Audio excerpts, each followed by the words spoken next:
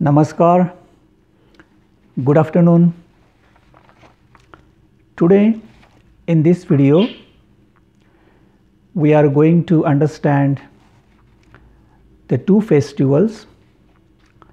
One is Sarvapitru Amosya and the other is Halloween. Now we all are familiar with these two festivals. Sarvapitru Amosya falls on October 6th in this year, and which is celebrated by the Hindu people, and Halloween, which comes every October 31st, the Christian people celebrated it. And we are trying to connect these two festivals and try to understand the common things between these two festivals. Now on Sarvapitru Amosya, I just want to go in a nutshell what is Sarvapitru Amosya, as we all know that it is a festival of remembering the dead, and same with Halloween. But in Sarvapitru Amosya, it is believed that our ancestors, those are dead, come to this earth in the form of a bird crow, and then we want to offer them the food, that is what we call prasad, and we do puja on this occasion. So it is like a homage and remembering our ancestors and pay respect to them. So that's a kind of a general concept that is behind the Sarvapitru Amosya. Sarva means all, Pitru, what is meant by Pitru? Pitru means paternal. Paternal means the ancestors. And Amosya means it is, this festival is celebrated on the new moon, and that is called Amosya. So that's the concept of Sarvapitru Amosya. And that is also called Shraddha, and it has a very significant spiritual context behind this one. What is one of the important mystical rituals in Hinduism. Now let us discuss about Halloween. In Halloween also has a similar concept, means remembering the dead, and the saints, the martyrs came in the spirit forms, and we need to pay respect to them. So that's the concept of Halloween. We celebrated with pompous, and we play trick or treat. We get spooky lanterns, spooky costumes and all those things. But this is a general idea behind these two festivals. Now I just want to discuss about its spiritual context or the religious context, and what is the common thing about this, and what is the importance behind these two festivals. Now both has a common theme here that I want to emphasize, that is remembering the dead.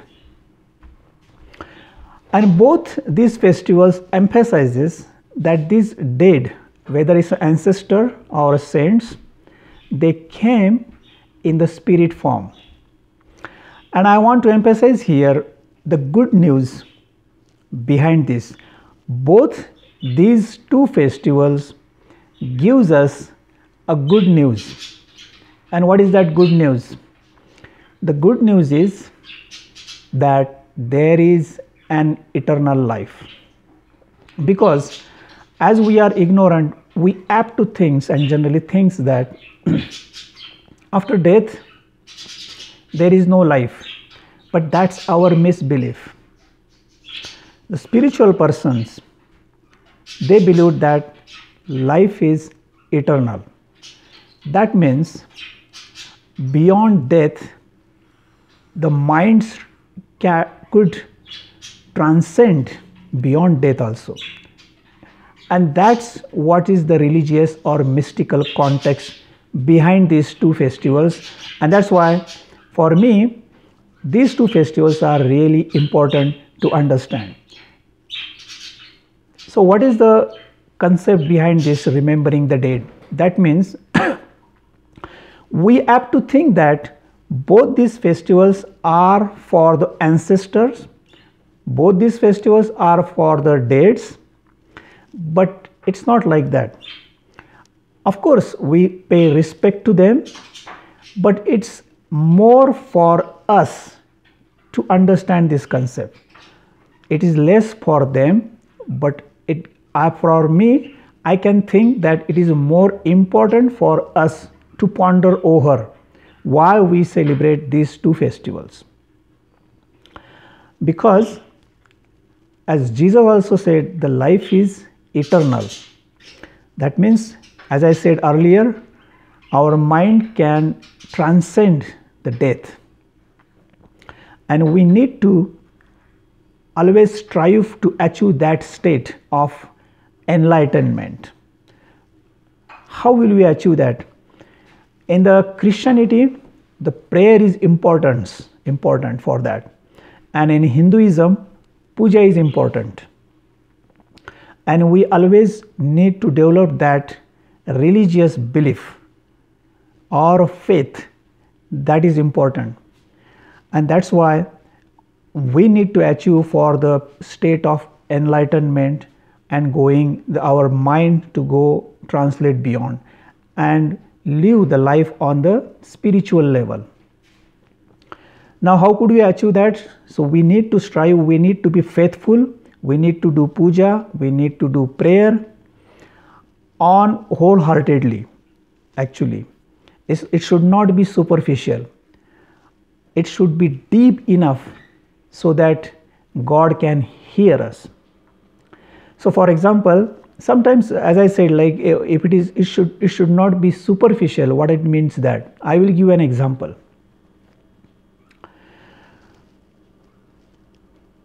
One time there was an incident happened in the life of Swami Vivekananda. Swami Vivekananda had come to America and he was giving speeches, and a lot of people were hearing him. So one lady also went to listen to him.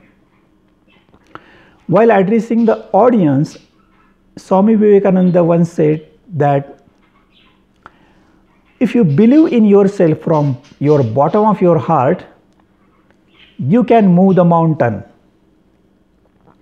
Now this lady heard these things and she liked that statement, and she pondered, yeah, okay, so let me try this one, what Swami is talking about. So she went home and she sat in a chair, and her house has a window. From the window she saw a mountain near her house, which was there already. So she said that let us try this thing now today. So she closed her eyes and she said the prayer like she believed herself from the bottom of her heart, and she said that if I believe in myself from bottom of my heart, let this mountain move. And she waited for the result. She opened her eyes and saw the mountain. The mountain was still there. It didn't move. And she said, oh, I know the mountain would not move. So that's what happens in our case. Our believing is a superficial, and when it is a superficial, things doesn't turn out the way it should be. Jesus has said, knock and the door will be opened. And we have heard his statements all the time, knock and the door will be opened. And we generally just hear it, but didn't get the message what Jesus is talking about. The door will not be opened because we are not knocking from the bottom of our heart. That's the message. If you do believe in yourself, if your prayer comes from the bottom of your heart, if your puja is from your bottom of your heart, you will experience the eternal life. That's the meaning of these things. So these festivals are not just for the remembering the dead, it's not just for remembering the ancestors, but it's for us to achieve the state of enlightenment. And I think that's the mystical importance, mystical context behind these two festivals there.